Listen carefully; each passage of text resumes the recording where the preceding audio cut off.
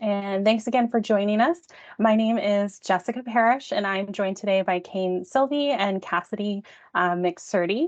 And Kane will be co-presenting with me today, and we also have our other SALC team members here. Quick housekeeping note: in order to reduce background noise and distractions during the presentation, please make sure to mute your microphone and feel free to pop questions into the chat, and we will get to them at the end of the presentation.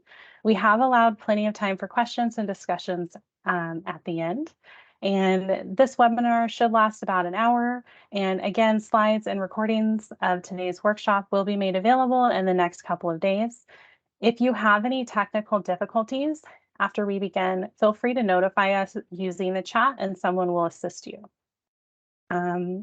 We may refer to the SALC program guidelines and the pre-proposal application at various times throughout the webinar, so please have these documents handy for reference. And we are assuming that you have some knowledge of the application process going into this webinar, including a basic understanding of the fiscal year 2022-2023 Round 9 SALC program guidelines. We've dropped the link to the application materials webpage into the chat. And I see Cassidy already just did that.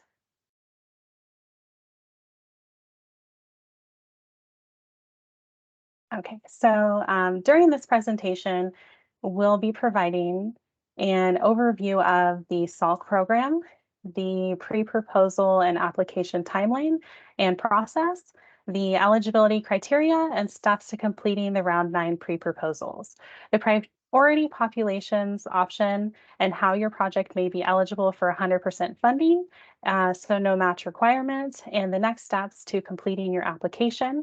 And then we'll open things up for your questions.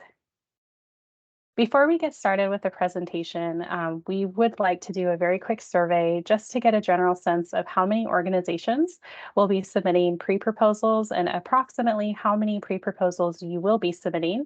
And we'll be putting a link to the poll here in the chat.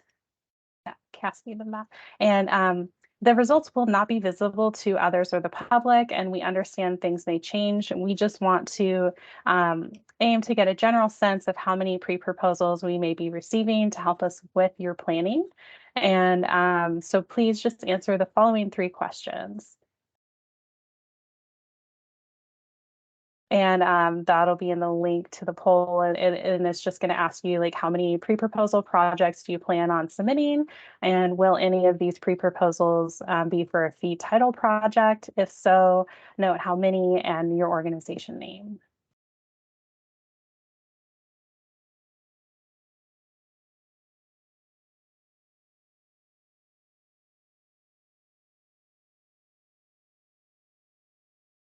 Okay, and now we'll move on to some of the basic components of the SALC program. Just quick, Jessica, I just wanted to let folks know that when we send around the PowerPoint, the slides and a link to the recording, I'll also send I'll also send a link to the survey so folks can fill it out then. So it's just good for us to kind of get a general idea. So really appreciate you filling it out. Just super quick. Thanks. Okay, thank you so much, Melinda. All right, so the Sustainable Agriculture Lands Conservation Program is a component of the California Strategic Growth Council's Affordable Housing and Sustainable Communities Program. The Department of Conservation, in conjunction with the Natural Resources Agency, administers the SALC program on behalf of the council. The principal goals of SALC are to protect agricultural lands that support infill and compact development, and contribute to carbon neutrality and build climate resilience, including through supporting sustainable land management practices, and support coordinated land use planning. It also supports the Executive Order N8220 by safeguarding the state's economic sustainability and food security, protecting biodiversity, enabling enduring conservation measures on working lands in partnership with land managers and natural resource user groups, and advances equity and opportunity for all regions of California.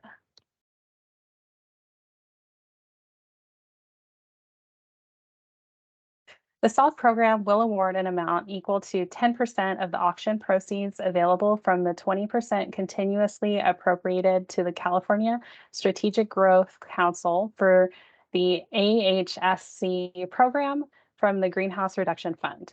In round 8, SGC awarded 74 million in funding for 24 easement projects, 20 capacity projects, and 3 planning projects. The actual funding level for this fiscal year 2022 to 2023 will not be determined until after the 4th auction, which ends this month. The final amount will be determined and announced in September. You can visit the Cap and Trade website if you are interested in seeing what these 3 auction proceeds look like to get a sense of how much funding might be available this round. And that link Cassidy just put in our group chat.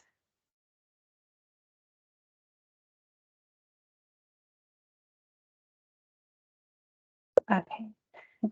SALC's investment target goals for this round of funding is to provide 20% of its overall total funding available of all 3 types of grants, acquisition, capacity, and planning. And that provides secure land tenure to beginning or veteran farmers or ranchers, a California Native American tribe, a farmer or rancher who is a member of a federally recognized or non-federally recognized California Native American tribe on the contact list maintained by the Native American Heritage Commission, and that provides meaningful benefits to a priority population. Their second goal is to achieve 5% of available funding for all grants to be where a tribe or tribal nonprofit is either an applicant or a co-applicant on this project. There are 3 components to the SALC program, all focused on agricultural conservation. The first is acquisition grants to permanently protect croplands, rangelands, and lands utilized for the cultivation of traditional resources from conversion to non-agricultural uses through the acquisition of voluntary permanent agricultural conservation easements or fee title purchases. The second is land use planning grants that support the development of local and regional land use policies and economic development strategies to protect critical agricultural land. And for the second time this round, our third is capacity and project development grants to expand organizational capacity to develop agricultural conservation acquisition projects. And we'll be discussing the acquisition component of the program today. Those interested in applying for a land use planning or capacity grant can attend one of our upcoming workshops. And the land use planning grant workshop will be held Monday, May 22nd, 1 p.m. to 1:45 p.m. And the capacity grant application workshop will be on Tuesday, May 23rd, 11 a.m. to 11:45 a.m. For registration information, visit the SALC webpage. If you have additional questions, you can also email us at salcp@conservation.ca.gov.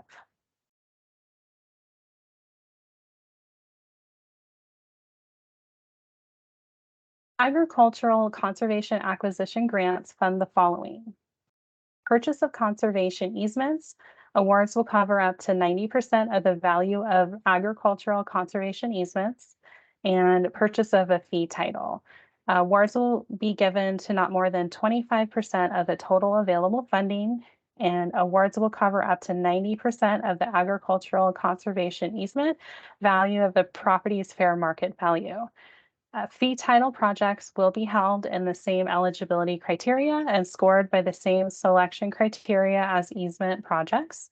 There are a few cases in which SALC will provide up to 100% funding for easement or fee acquisitions that benefit populations outlined in the SALC investment targets. I'll let Kane go over some of these slides, some of these in the next few slides.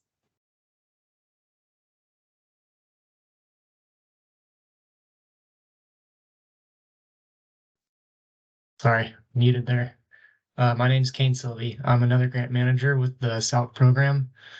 I'm going to go over a few slides here, talking about priority populations and some of the scenarios in which SALC might provide up to 100% funding for acquisition projects. Applicants can receive 100% funding if their project is located within a priority population area and provides direct, meaningful, and assured benefits to a priority population as determined using the priority population benefits table. Quickly, are there any applicants here today that will be applying for priority population benefits? And if so, please just give a thumbs up in the chat. I'm going to be giving a brief overview of this today, but SALC staff will be happy to discuss priority population status for specific projects if you'd like to reach out at a later time. And this kind of lets us know who might be interested in seeking these benefits. Applicants interested in being considered for priority population status must complete the priority population benefits checklist and provide supporting documentation for their claim in their application. Cassidy's going to drop a link to that checklist here in the chat. These materials will be evaluated in detail to determine if the benefits provided rise to a level that can be claimed to meet the requirements. Information provided to support a priority population benefits claim will be reviewed by SALC program interagency team with final concurrence determined by the California Air Resources Board. If you're interested in exploring priority population status, we encourage you to reach out to us for technical assistance prior to the June 16th pre-proposal deadline to help with evaluating whether or not your project may qualify. If you're unable to ask us for technical assistance prior to the pre-proposal deadline, we still highly encourage you to submit the checklist and any supporting documentation with the pre-proposal so that the grant manager can provide feedback prior to the application.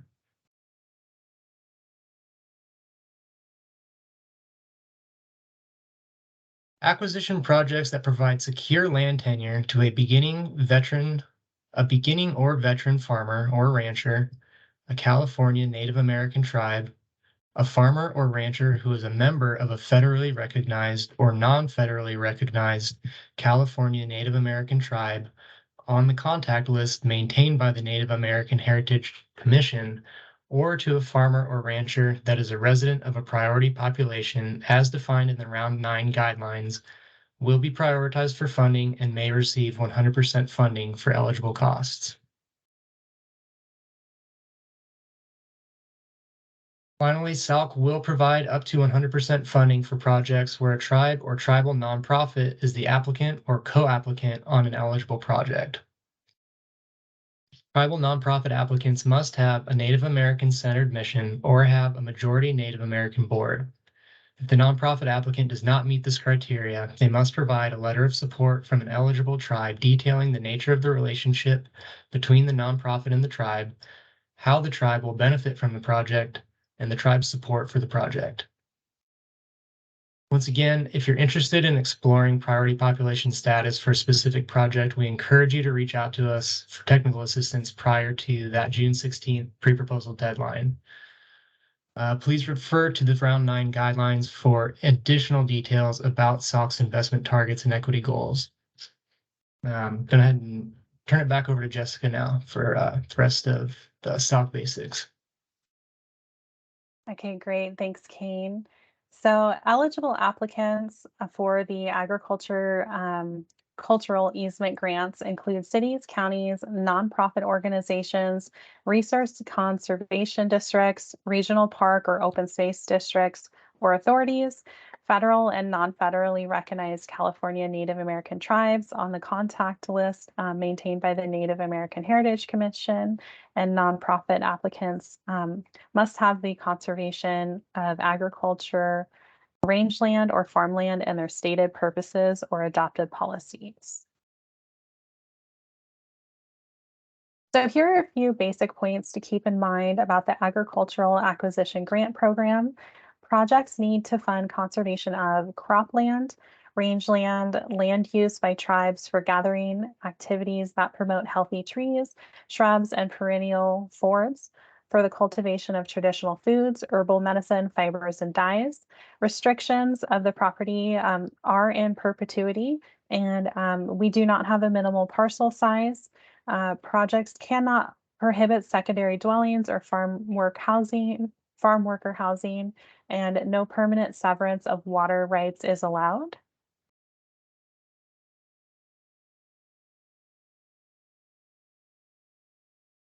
To receive funding from the SALC for acquisition or fee projects, the applicant must agree to all of the conditions of funding listed on pages 39 or 32 through 39 of the guidelines for the entirety of the grant term.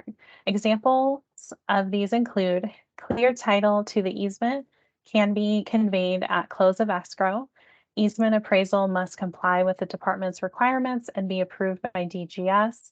Total purchase price of the proposed easement does not exceed the appraised fair market value of the easement, and the applicant and seller of the easement must agree to restrict the use of the land in perpetuity. While applicants are not required to complete a certification of conditions of funding as part of their pre-proposal or application, entrance into a grant agreement will constitute acceptance of the conditions of funding. So please review the section in the guidelines and Appendix F acquisition grant agreement to ensure you are comfortable with those conditions prior to applying.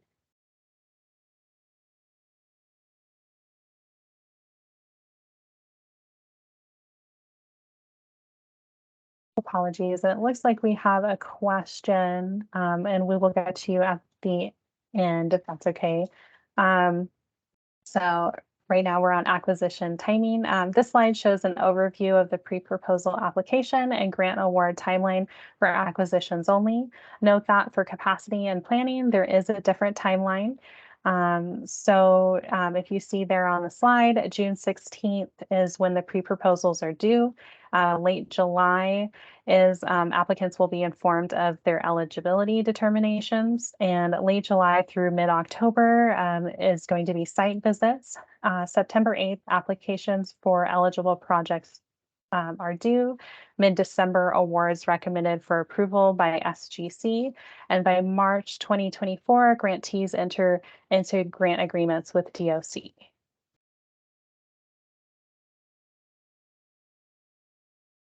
Here's a snapshot of the review process for the SALC acquisition pre-proposals and applications. Pre-proposals, you will be reviewing basic project features to identify questions and concerns, eligibility review and determination for projects claiming CARB's priority population benefit status, initial review, and then an initial title review and a initial readiness review. And then under applications, we will confirm basic project features, review any updates for projects claiming CARB's priority population benefit status, review and determination of those, a full title review, final readiness review, and selection evaluation. And now I will hand it over to Kane to discuss the details of completing your pre-proposal. Thanks, Jessica. So let's see, starting with the required documents for SALC applications and pre-proposals. Nonprofit applicants and proposed interest holders need to submit documentation verifying their 501c3 status, as well as their articles of incorporation, bylaws documenting the principal charitable or public purposes of the organization, and an adopted policy that details the organization's commitment to the conservation of agriculture, rangeland, farmland, or tribal cultural resources. Governmental applicants and proposed interest holders should submit a copy of the relevant statute or other policy outlining their purpose and authority regarding the conservation of agricultural land. Applicants and proposed interest holders must also provide proof of organizational capacity to acquire and steward conservation acquisitions for their agricultural conservation values as part of their pre-proposal. Applicants may meet this requirement by providing proof of LTA accreditation or by providing other relevant documentation demonstrating adequate organizational capacity. Examples of additional documentation that may be required include conflict of interest policy, easement amendment policy, monitoring policy, stewardship endowment policy, and easement enforcement policy. Land trust accreditation or other documents that I just noted are usually adequate to demonstrate proof of capacity for nonprofit applicants. If you're unsure how to meet this requirement, SALC staff will be happy to assist you. Applicants and proposed interest holders that have submitted documentation of organizational eligibility and capacity through a previous application can contact staff to certify that the most current versions of these documents are on file with the department in lieu of submitting documents themselves. We review these documents every 5 years, so those applicants who last submitted documents in 2018 will be asked to resubmit their documents for review. If you're unsure whether the department has the most recent versions or when you last submitted your documents, please reach out to a grant manager and we'll check our files. Applicants will also need to provide a letter from the landowner stating the landowner's intent to work with the applicant to conserve their property through the sale of a conservation easement. The landowner and applicant will need to certify that they have discussed the easement value being proposed in the application and indicate that the easement is voluntary and not part of a local government's condition placed upon issuance of an entitlement for use. If there are multiple landowners on title, all of them will need to sign the letter. Alternatively, applicants can submit an option agreement as long as it addresses all of the items outlined in the pre-proposal. Applicants can find a sample letter of intent on the SALC website.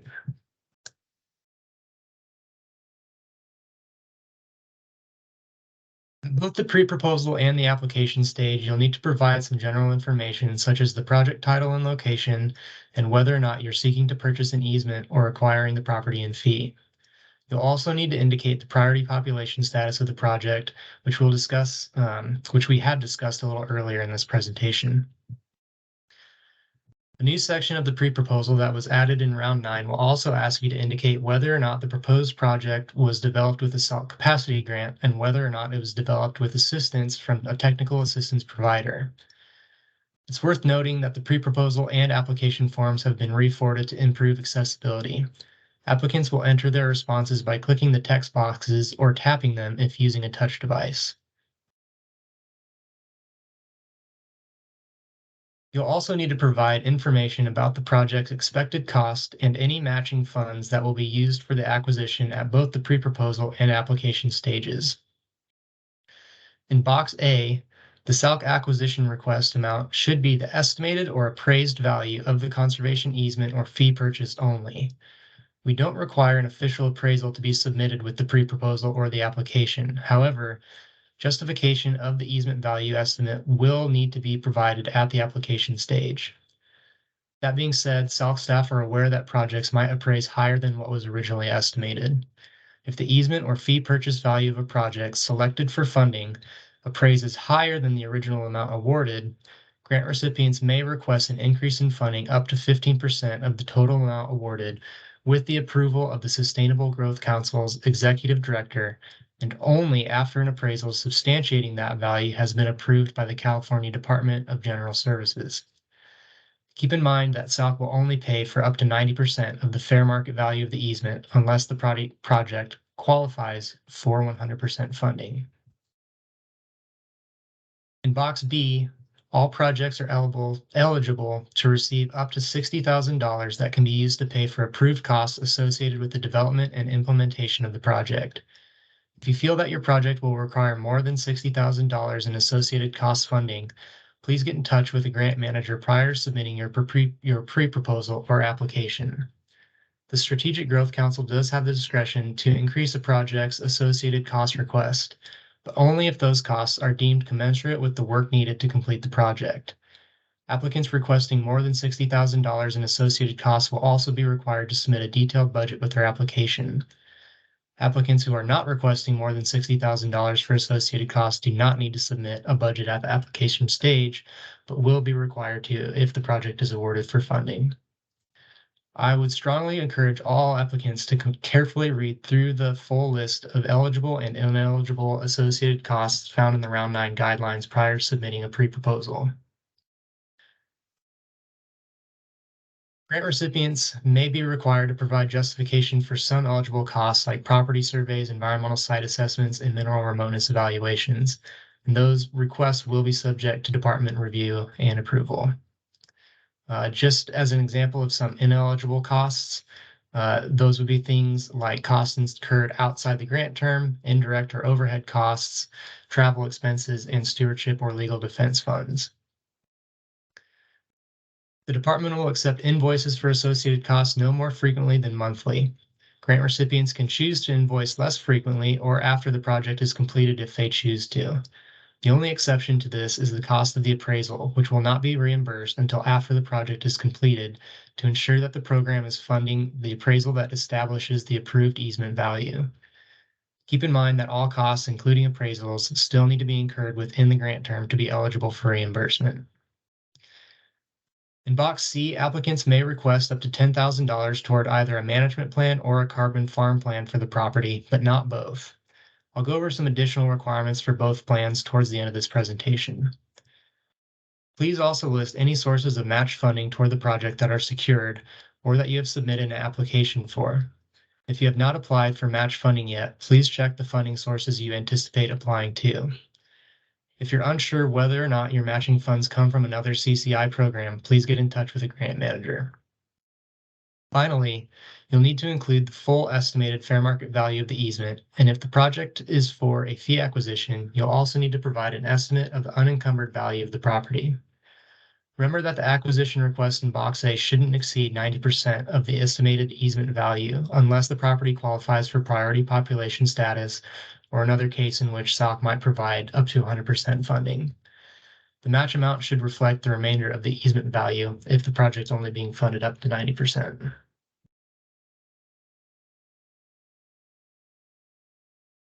At the pre-proposal stage, you'll need to provide information about the property's configuration, including APNs, the current zoning and minimal parcel size, the number of legal parcels contained within the property, as well as the number of easements that you intend to place on the property and any restrictions on agricultural use.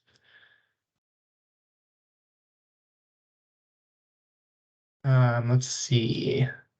The next slide. In the pre-proposal, we'll also ask you to provide the total project acres and provide a breakdown of the property's irrigated acres, non-irrigated or grazing acres, and non-agricultural acres. As a note, please don't use the GIS acres for total project acreage. That number should be the assessor's acreage. At the application stage, we'll ask for additional detail, including the acres of prime farmland and farmland of statewide importance.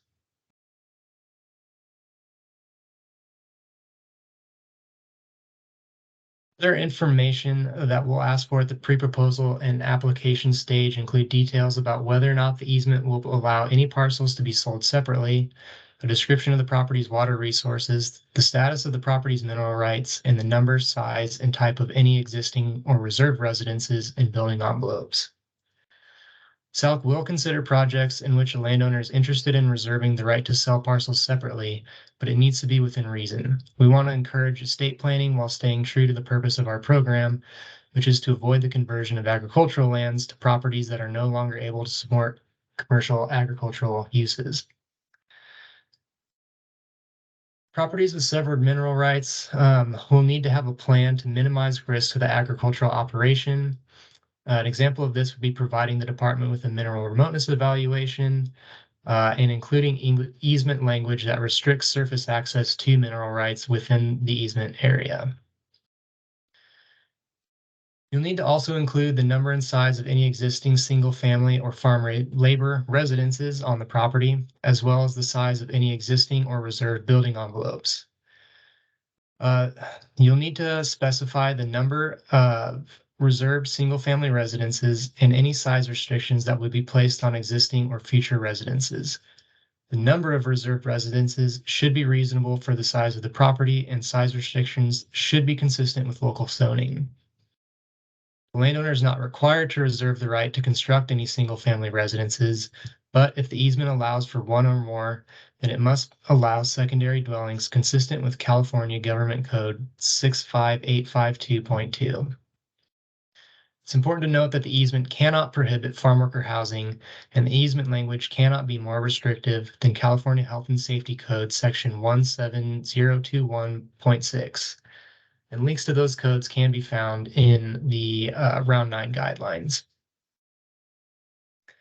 At least one building envelope needs to be identified in the pre-proposal if there are any existing structures on the property. and the number and size of any existing or reserved building envelopes should be described. And at least one future building envelope should be designated to accommodate farm labor residences. The exact location of building envelopes does not need to be determined at the application stage, but should be identified prior to the recordation of the easement. Please note that the size, number, and location of proposed building envelopes is subject to review and approval by the department. It's worth emphasizing here that all of this should be discussed with the landowner early on in the project development process. Any changes to the reserved rights following project awards will require review and approval by SALC staff in consultation with the Sustainable Growth Council.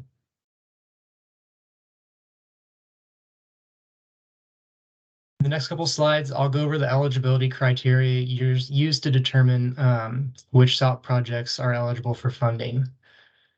The narrative questions in the pre-proposal each address a component of the eligibility criteria, including the property's agricultural use, support for infill and compact development, risk of conversion to non-agricultural use, reduction in greenhouse gas emissions, and support for the implementation of sustainable community strategies. Additional details describing the property's agricultural use and support for other program goals will be requested at the application stage. Please note that the eligibility review at the pre-proposal stage is a threshold determination, in other words, a yes or no decision, whereas the selection review at the application stage will consider to what extent the project satisfies the eligibility criteria.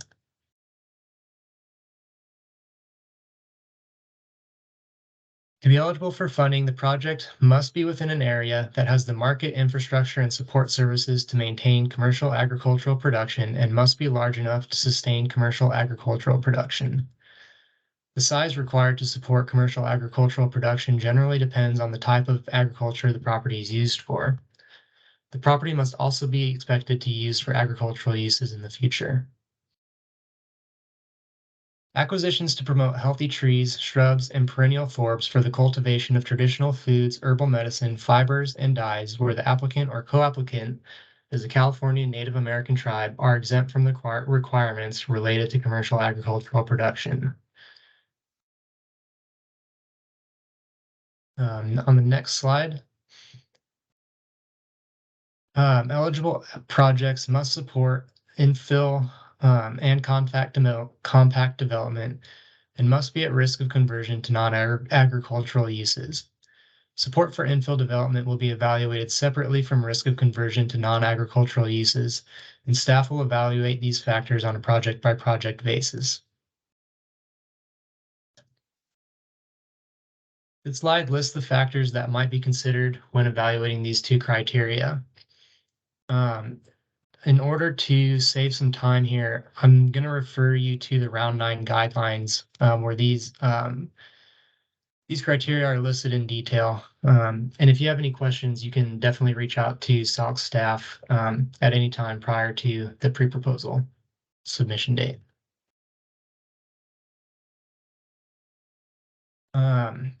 These next two slides kind of show an example project and how we might evaluate support for infill development and risk of conversion to non-agricultural uses.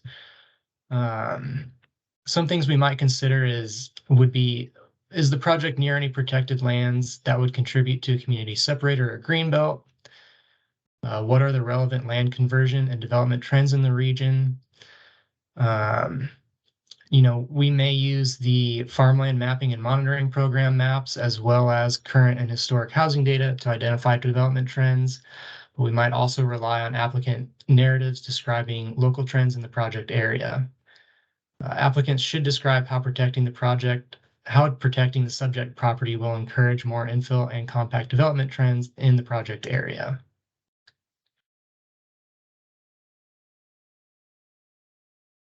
SALC program funding is provided by the Greenhouse Gas Reduction Fund, otherwise known as California Climate Investments. All projects funded by CCI must demonstrate a reduction in greenhouse gas emissions and support the implementation of a sustainable community strategy. The sustainable community strategy is unavailable. A regional plan that includes policies to reduce greenhouse gases may be used.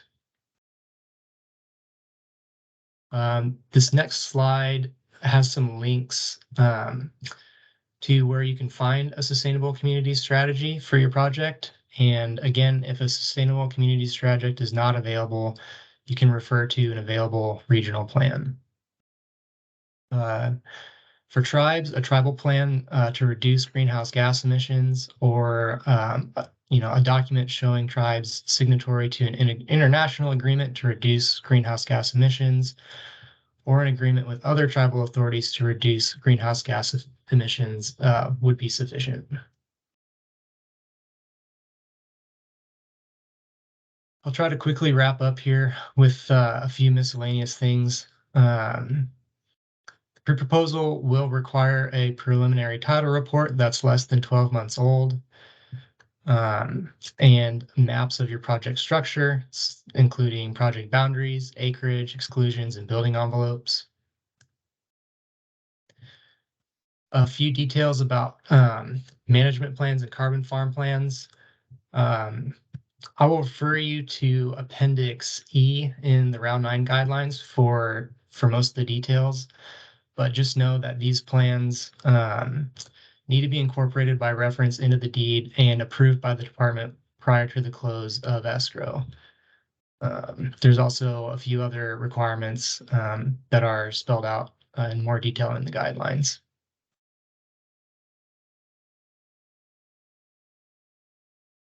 And I'll go ahead and skip this second slide about management plans.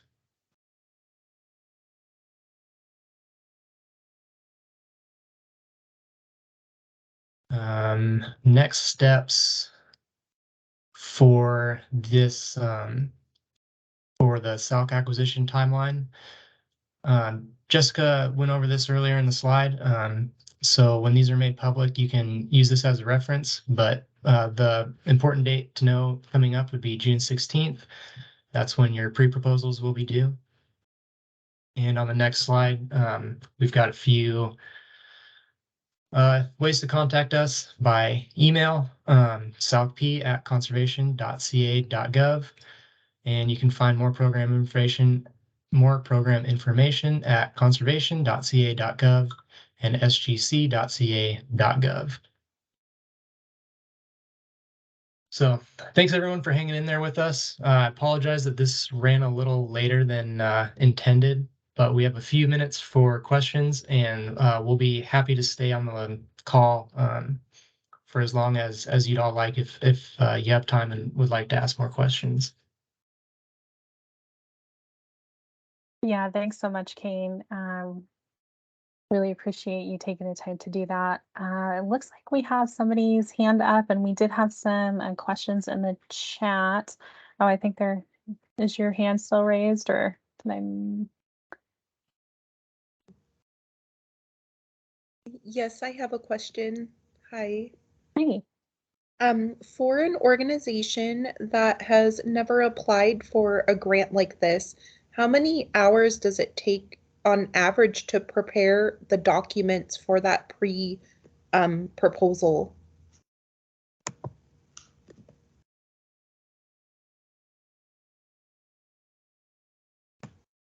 This is Tim. I was just going to say, maybe our partners might be willing to, in the chat, weigh in on that.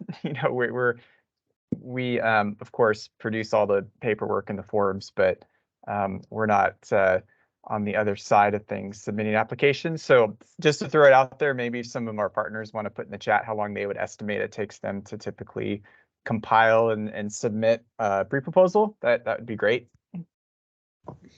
Thank you so much. Yeah. Thanks so much, Tim. And we had a couple of questions earlier on, Jessica, if you want to, we could go back to Yeah, those. I was looking in the chat. So I think we have one from Jim Hammerly. I hope I pronounced that right.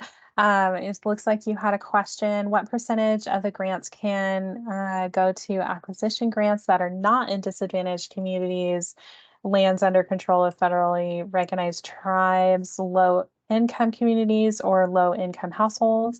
So The percentages that we talked about earlier in the presentation are really goals that we're hoping to incorporate in like as many applications as we can, but we do have like funding available for grants that don't have that.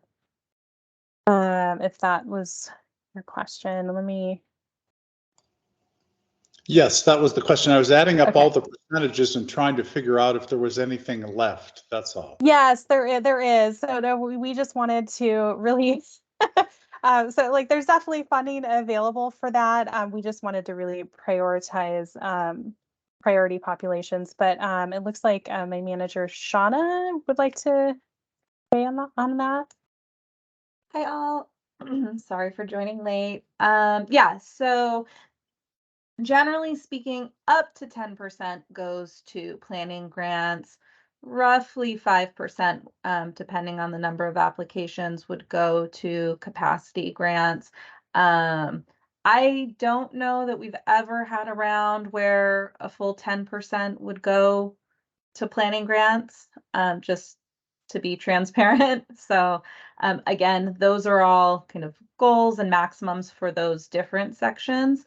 And as Jessica said, the investment targets, priority population piece, again, those are goals that we're aiming for.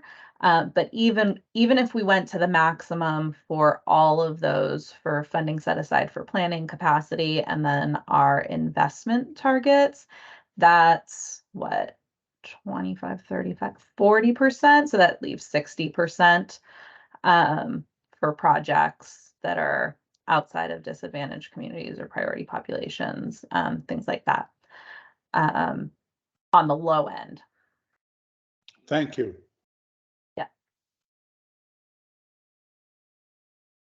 Hi there. right. I've got a Go question. ahead. Yes, go ahead. Yeah. I'm with the Placer County Planning Services Division, and in our jurisdiction, we have a conservation program that includes what's called a reserve acquisition area.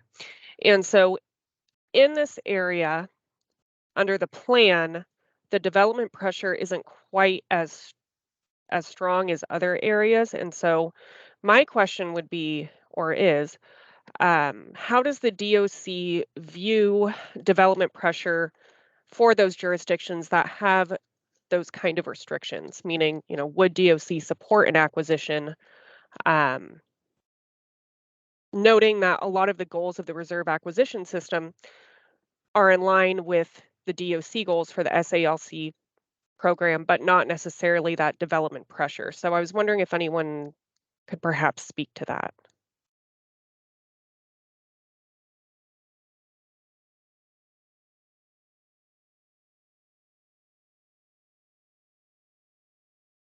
This is Tim. I'll jump in to start it off again. I would say that I don't think that in itself would preclude, the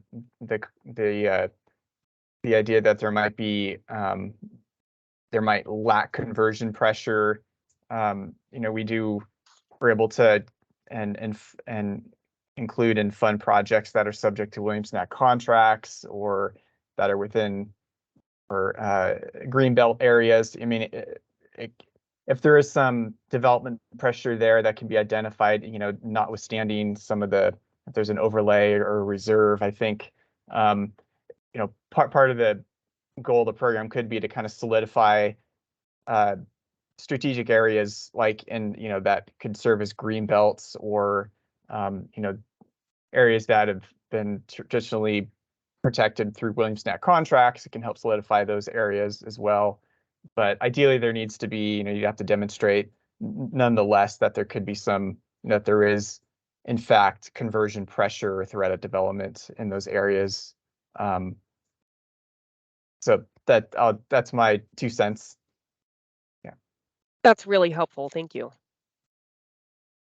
And I'll just add on, generally the goal of the program is, we have our planning component, or so we want to support,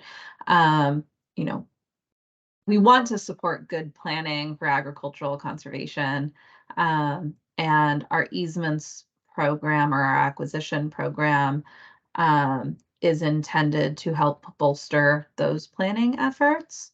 And so we've had we've had planning grantees that use SALC funds to develop a conservation plan or strategy, and within that identify areas where they want to focus conservation. And then that is followed up with applications for SALC easements to help strengthen that. So that's one example of how the two may interact with one another.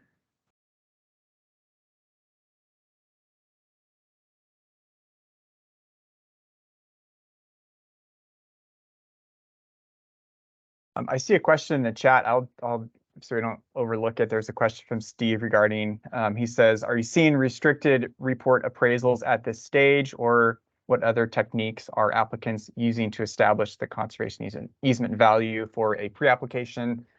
And that's a good question. We do see restricted report appraisals. We do see full summary appraisals as well at that early stage. We do see just applicant estimates based on their experience or prior conservation easement transactions that have occurred in the area. So we do see quite a range. That really depends on, I guess, what sort of conservation's occurring in your area, whether you have you feel comfortable using those transactions, or if you feel the need because of some unique aspect of the property, or if it's just kind of your policy approach as an organization to acquire on your own dime an appraisal earlier than at the pre-proposal stage, then that's fine as well. Again, you're not required to have an appraisal at the pre-proposal stage, but we do see quite a spectrum. So hopefully that's helpful.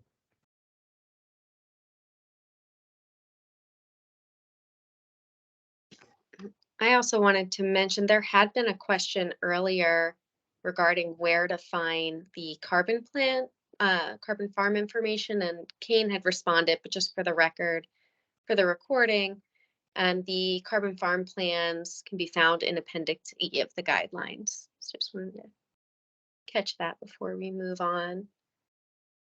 And then I think we had another question in the chat, which was from Robert, requesting if an acquisition project would be eligible if it's proposed partial use of the property as a sports field and the remainder of the property as agricultural land with demonstration and education focus. And I would probably want to rely on one of our senior grant managers as to whether or not they've seen that before. But I do think, there are sometimes existing uses on the property that we allow within development areas, sports fields. I don't have experience with that, but maybe one of our senior project managers could provide a little bit more feedback as to whether or not that would be a possibility. Yeah, I would say, why don't you get in touch with us via email, and you can set up a time with a grant manager to talk through the specifics of that.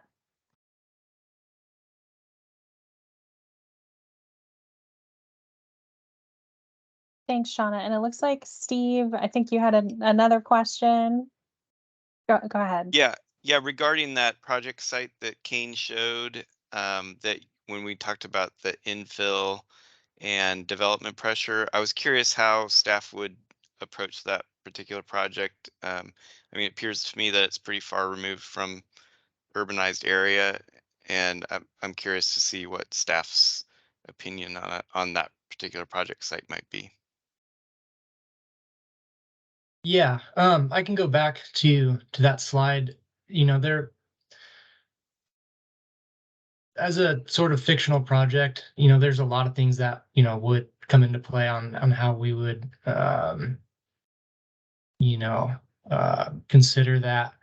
But some of the things that we would look at would be is it near any other protected lands that would sort of contribute to a community separator or a green belt? Are there nearby agricultural lands that are already under conservation easement or some sort of development restriction that this would add to and create some continuity? As well as things like, what are the sort of development pressures and trends in the area? So is this area experiencing like a large degree of sprawl or leapfrog development? Are nearby properties kind of undergoing parcelization, and when is that happening and to what extent? So there's a lot of factors that we would take into consideration. And again, at the pre-proposal stage, we would be looking for sort of a yes or no. Could this acquisition support infill development or not? And then at the application stage, we would look at it in a little more detail to determine, to what extent does this particular project support infill or compact development. And if there's other considerations, I'll let my coworkers chime in on that. But that is kind of in a nutshell what a few of the things we would look at.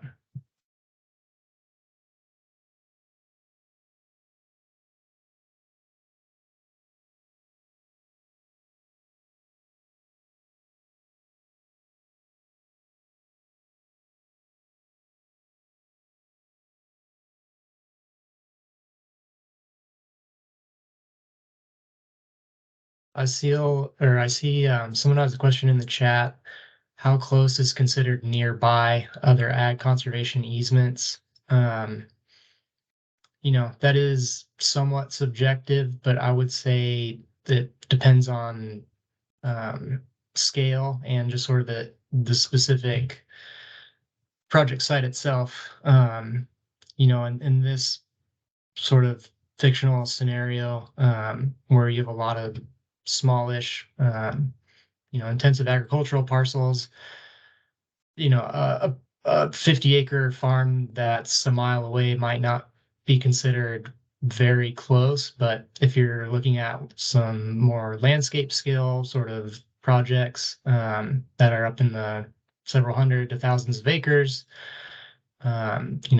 proximity to national forest lands or wildlife corridors or other large easements, those greater distances might come into play more.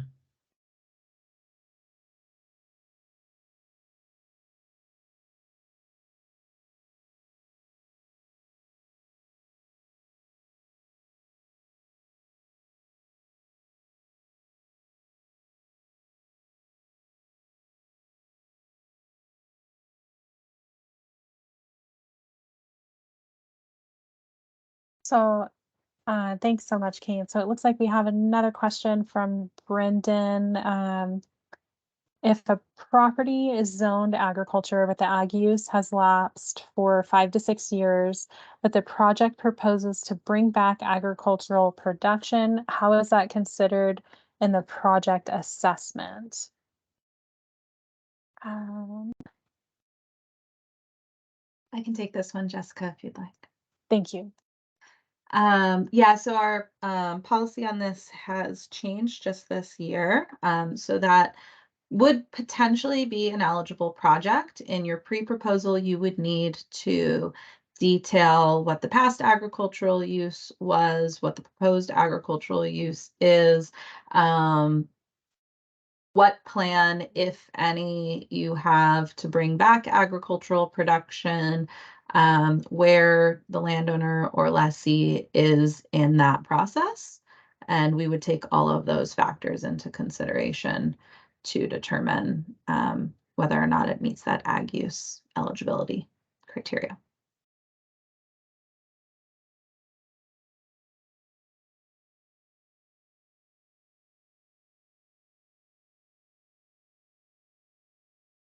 All right, thank you all. Do we have any other questions? And thank you so much, Shauna, for that clarification.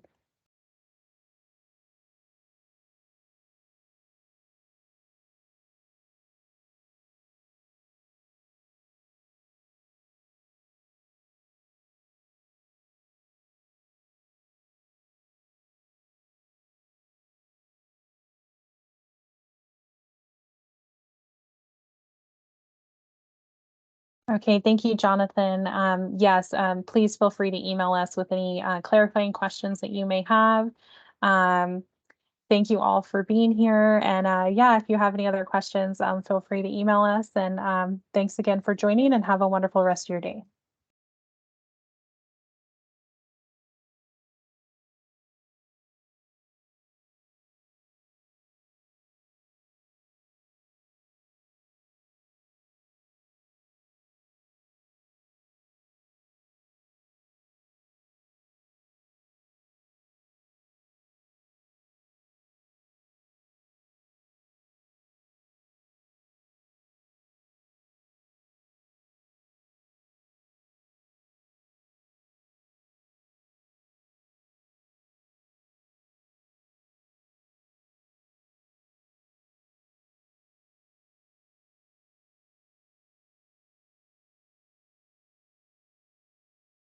And I think we can end recording.